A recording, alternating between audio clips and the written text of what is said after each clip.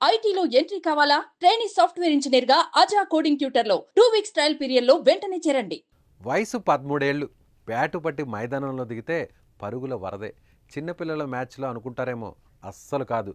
తాను పుట్టకముందు నుంచి బౌలింగ్ చేస్తున్న వారెవరైనా, భయంకరమైన పేసర్లు వేసినా, గింగిరాలు తిప్పే స్పిన్నర్లు వేసినా నో ఫియర్. కొడితే బంతి బౌండరీ దాటాల్సిందే. ఆ 13 ఏళ్ల కుర్రాడే వైభవ్ సూర్యవంశీ. 13 ఏళ్లకే ఐపీఎల్ వేలంలో అడుగు పెడుతున్న ఆ యువ ఆటగాడు కొత్త చరిత్రను సృష్టించాడు. ఐపీఎల్కు ఎన్నికైన అత్యంత పిన్న వయసు ఆటగాడిగా నిలిచాడు. అసలు ఎవరు ఈ వైభవ్ సూర్యవంశీ? ఈ చిన్న పిల్లోడి కోసం ఫ్రాంచైజీలు ఎందుకు పోటీ పడ్డాయి? కాసుల వర్షాన్ని ఎందుకు కురిపించాయి? Watch the story.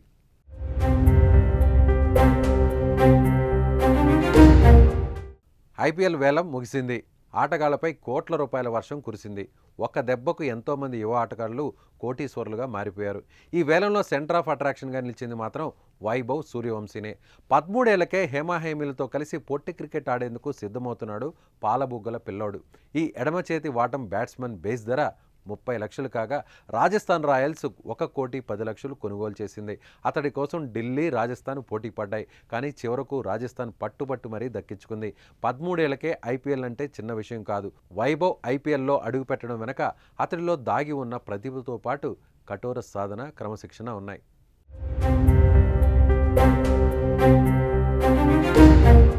బీహార్లోని తాజ్పురా గ్రామంలో 2011లో వైభవ్ సూర్యవంశీ జన్మించాడు. 28 ఏళ్ల తర్వాత భారత క్రికెట్ జట్టు చరిత్ర సృష్టించి ధోనీ నాయకత్వంలో వరల్డ్ కప్ సాధించిన నాటికి వైభవ్ వయస్సు కేవలం 5 రోజులు మాత్రమే. సూర్యవంశీది రైతు కుటుంబం. ఆయన తండ్రి ఒక రైతు.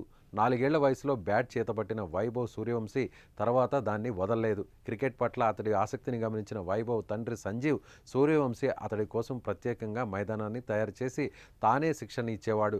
మరో 4 ఏళ్లకే, అంటే 8 ఏళ్ల వయసులోనే సమస్తీపూర్లోని క్రికెట్ అకాడమీలో చేర్పించారు. 2 ఏళ్ల పాటు శిక్షణ తీసుకున్న వైభవ్ మాజీ రంజీ ఆటగాడు మనీష్ ఓజా సర్ కంట్లో పడ్డాడు. వైభవ్ ఇక మరింత రాటుదేలాడు. ఆయన కారణంగానే క్రికెట్లో రాణిస్తున్నానని వైభవ్ పలు ఇంటర్వ్యూల్లో చెప్పుకొచ్చాడు.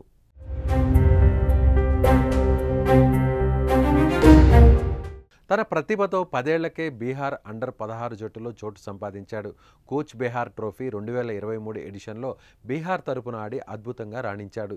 జార్ఖండ్తో జరిగిన ఓ మ్యాచ్లో అతడు కేవలం 128 బంతుల్లోనే 151 రన్స్ చేశాడు. అదే మ్యాచ్లో మరో ఇన్నింగ్స్లో 76 పరుగులు సాధించాడు. దీంతో రంజీలో అరంగేట్రానికి ఎక్కువ సమయం పట్టలేదు. 12 సంవత్సరాల 284 రోజుల వయసులో ముంబైకి వ్యతిరేకంగా రంజీ ట్రోఫీలో బీహార్ తరపున తన ఫస్ట్ క్లాస్ క్రికెట్లో అడుగుపెట్టాడు.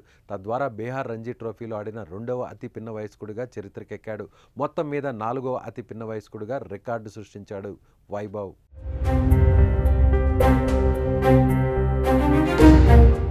ఐపీఎల్కు ముందు సెప్టెంబర్ 2024లో వైభవ్ ఆస్ట్రేలియా అండర్-19తో జరిగిన యూత్ టెస్ట్ మ్యాచ్లో భారత్ అండర్-19 తరపున అరంగేట్రం చేశాడు. అరంగేట్రంలోనే 58 బంతుల్లో సెంచరీ చేసి ఔరా అనిపించాడు. ఇండియా అండర్-19లో ఇదే వేగవంతమైన సెంచరీ.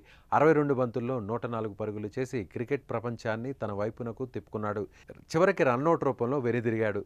అతని ఇన్నింగ్స్లో 14 బౌండరీలు మరియు 4 సిక్సర్లు ఉన్నాయి. ఐపీఎల్ ఫ్రాంచైజీల దృష్టి వైభవ్పై పడేటట్టు చేసిన ఇన్నింగ్స్ కూడా ఇదే.